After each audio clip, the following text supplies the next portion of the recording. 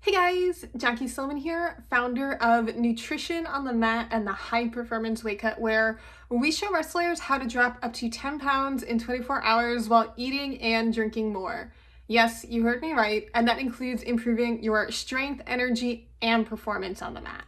And in this video, what I actually want to talk to you guys about is the 5 critical steps that you need to be taking today if you are trying to cut weight and cut weight the right way. So this is without a doubt the biggest question that I get from wrestlers is, how do we cut weight without old school methods? Most wrestlers are stuck doing the spitting, the starving, the dehydrating, the hours of cardio, the sauna suits each week. And you guys want to know how you can still make weight, make it in a healthy way, and do it while eating and drinking more. So if this sounds like what you are looking for, stay tuned, because these are the exact steps that you need to be following today to get results. So kind of just to dive right into it, the first step that you guys need to be taking starts way before when your weigh-in actually is. And most people think the weigh-in process needs to start the day before because that's what we advertise. It makes sense, right? But the truth is that if you need to make weight the right way, you need to be fueling properly the week before, the month before. You do not want to start this process by doing things the wrong way and then trying to course correct the night before. I'm going to explain exactly why, but the simple version is that our bodies, they are really, really smart, right? And when you're trying to cut weight, the truth is we do not want to cut actual body weight. If you are cutting large amounts of actual weight at once, you are losing a significant amount of your muscle mass. That means you're going to be losing your strength, you're going to be gassed out on the mat, and as the season progresses, you are going to be getting weaker and weaker. This is not what we want at all, right? So the only type of weight that we want to be losing is water weight. And there is a right way and a wrong way to do this. So if you're familiar with traditional old school cutting techniques, then you've probably tried all the things that I mentioned before: the starving, the sweating, the spitting. I don't need to go through the list again. Here's why it doesn't work. Not only is that a performance killer, when you do all of these things, you are chronically dehydrating your body, and that leads to the fatigue on the mat, the gassing out, the delayed reaction speed, let alone the irritability, the trouble focusing, not just on the mat, but off as well. Aside from this, it's actually harder to cut weight this way. Here's why. When you chronically dehydrate your body starts to fight back. It doesn't know that you're dehydrating it on purpose. It doesn't know that you want to be doing that. It just knows that you are getting rid of a critical resource that it needs, right? Your body uses water in every biological function. It uses it to maintain homeostasis, and it is not happy with what you're doing. So what the body does to fight back is it actually sends a hormone out. It's called antidiuretic hormone, ADH for short, and it tells the body, hey, we don't like what's going on. Course correct this immediately. And what that hormone does is it sends signals telling your body to sweat less, to pee out less water. Basically, it's going to do everything possible to hold on to that water weight. So the longer that you do this, the more difficult it becomes to weigh in. This is why, if you have a teammate, when he goes through practice, he can lose 6-7 pounds even in a practice just through sweating naturally, and you struggle to lose even a pound. This is why. So what we're going to discuss is how to not do this, and instead how to use a different system so that your body is working for you instead of against you. So step 1 is be using a performance nutrition plan, not just the week before, not just the night before your weigh-ins, but the entire week before. Be doing this throughout your season, because when we give our body fuel, when we give it the right hydration, when we drink water regularly, when we're eating our meals regularly, we are going to get our body relaxed again. It's not going to be in panic mode. It's not going to be releasing that hormone. And instead, you are going to train your body to get used to drinking and expelling water. When your body gets used to that, then it is going to be a lot more willing to release that water when we do use our process. So step 1, do not cut weight the wrong way. Do not skip your meals. Do not dehydrate. We want to be drinking water. We want to be eating. It's actually going to help us lose more weight in the end. Step 2, and this is the actual weigh-in process, so take notes here. So there are essentially 3 to 4 parts of how you make weight, and they're all really critical. If you do them at the wrong time, if you're not eating the right amount of food or the right water for yourself, then this process can get messed up and it's not going to work. But if you're doing it the right way, then you're going to see phenomenal results.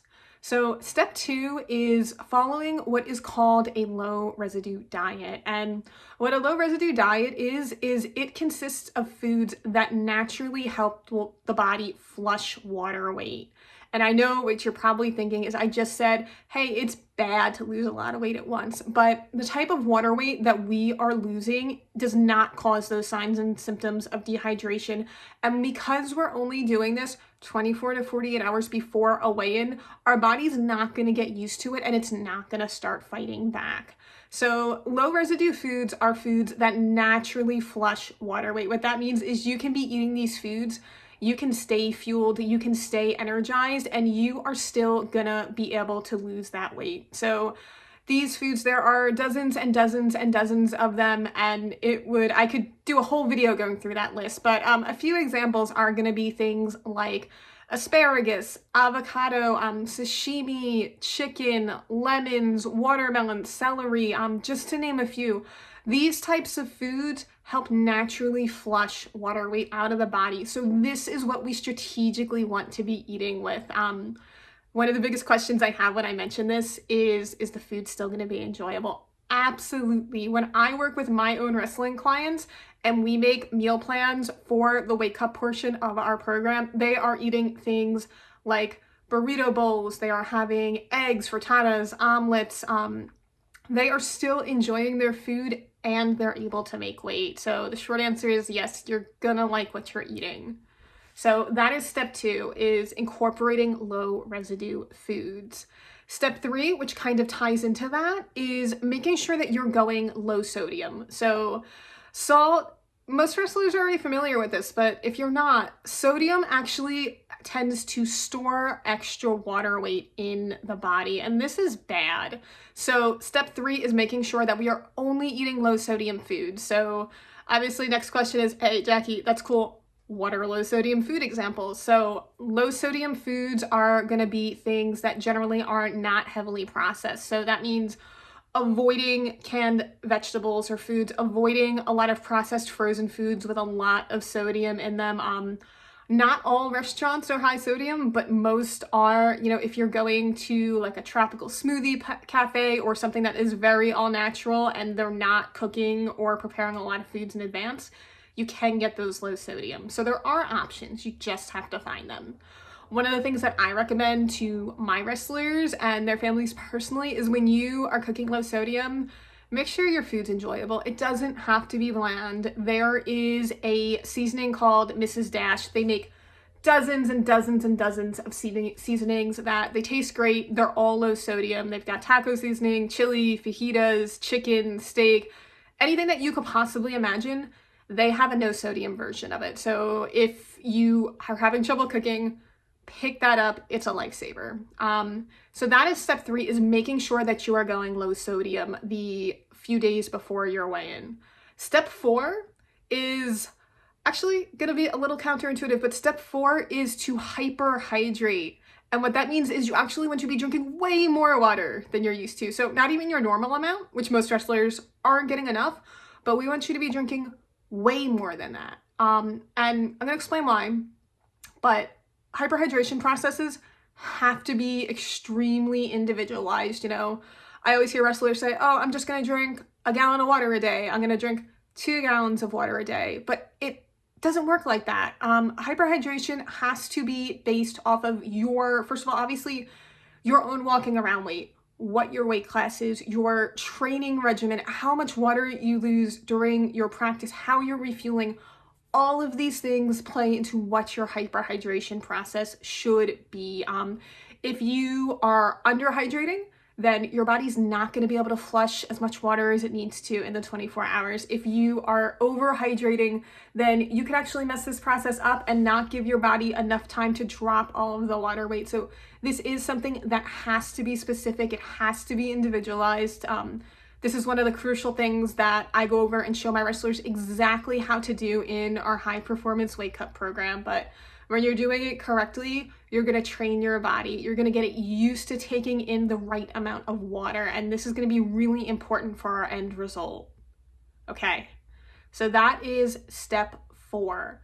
And the thing about this is we need to be doing these, I know I already said this, timing is crucial, but when you're doing the low residue diet, right, when you're doing low sodium, when you're doing the hyperhydration process, right, when you start tapering all of that off the 24 hours before your weigh-in, this is what's going to get you to drop that 10 pounds in 24 hours. No, I'm not making it up. It's not magic. It is science, and we are training our bodies to work for us instead of against us. So that is essentially, in a nutshell, the process for how you're going to drop the weight. But we're not done there. That just gets you to the starting line. Making your weight, dropping those 10 pounds, that just gives you access to compete. The next and last of the 5 steps, which is one of the most critical, is making sure that you are refueling, and you're refueling with the right things after your weigh-in and between every single match. This is one of the things that I find wrestlers are most confused on and why they gas out. So again, you have to be doing all of these steps right. You can't be doing old school cutting. If you're doing old school cutting, then no amount of refueling is gonna get you back to 100%, and you're gonna be gassing out on the mat. You're gonna be losing to opponents that you know you should be able to beat from a technique and a skill point because you don't have the energy to push. But if you are making weight the right way, then this is going to be critical. You're going to recharge your batteries. You're not going to be gassing out. You're going to feel as good in the 3rd period of your matches as you do in the 1st. So listen up, because there are 3 things that you need to be refueling with after your weigh-ins. So the first thing, which most wrestlers are pretty familiar with, is you do want to be getting in electrolytes. The exact ones are sodium and potassium. You don't need to know that, because generally speaking, sports drink, so whether that is a Pedialyte, a Gatorade, a Body Armor, a homemade sports drink, I have a bunch of recipes on the Nutrition on the Mat website, on our social media. Check them out. They're great. They're simple, which is most important. So if you are getting any kinds of sports drink, your electrolyte needs are already going to be covered. So that is the first thing you need to be doing after a weigh-in.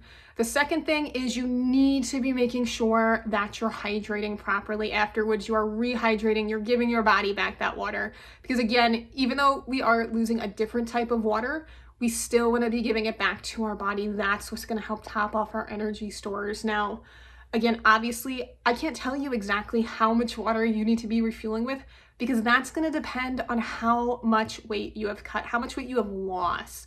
But generally speaking, a good rule of thumb, just to start with, is 16 to 24 ounces for every pound that you have lost.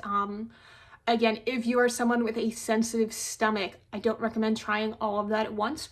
Work yourself up to it. You know, you don't want to be sick on the mat. That's the last thing that you want. But theoretically, 16 to 24 ounces per pound of body weight is a good starting point.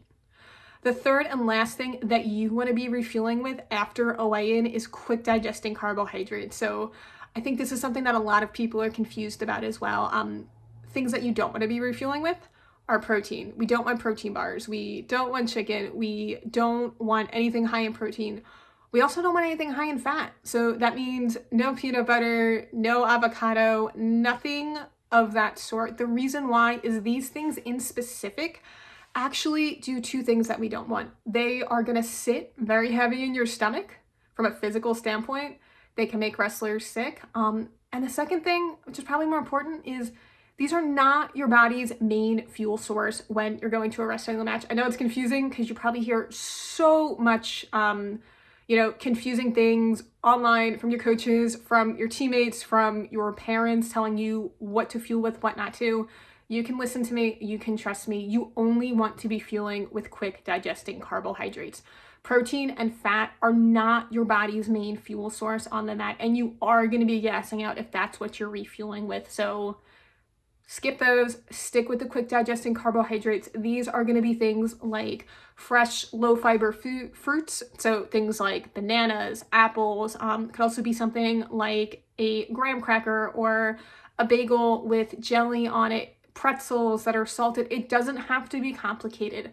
Pick your favorite quick digesting carbohydrate and bring that with you.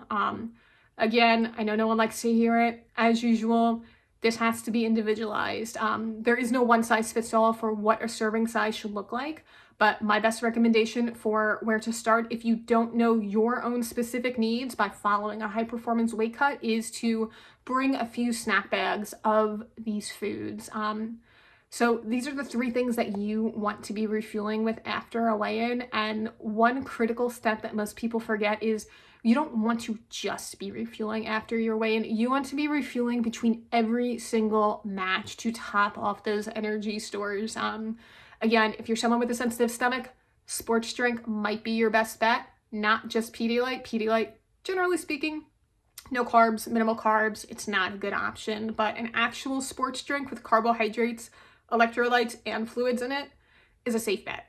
So these are our 5 steps for how to have a successful weight cut, how to improve our performance while losing weight, and how to do this while eating and drinking more. The most important part of this is that you are not going to be starving and dehydrating to get on the mat. So you are going to feel good. You're going to be enjoying yourself. You're going to be enjoying the sport of wrestling, and you're not going to feel burnt out. You're not going to feel gassed out. So the only thing that you have to focus on when you get on the mat is performing your best, being aggressive, and getting those W's and getting on that podium.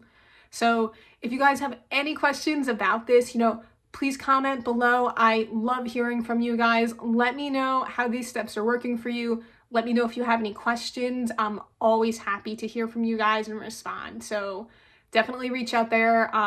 Subscribe on our channel if you haven't already for more helpful videos. And as usual, if you are a wrestler looking to have a high performance weight cut, if you want to learn how to be able to drop 10 pounds in 24 hours while eating and drinking more, then my program is for you. I highly suggest either booking a call to see if the program is a good fit or registering for our free training on how to have a high performance weight cut. That is at nutritiononthemat.com/training. I am going to go in depth through the same exact steps that I take with my own wrestling clients on how to have a high performance weight cut. So that is it. I hope you guys found this video helpful, and until next time, I will talk to you soon. All right, bye.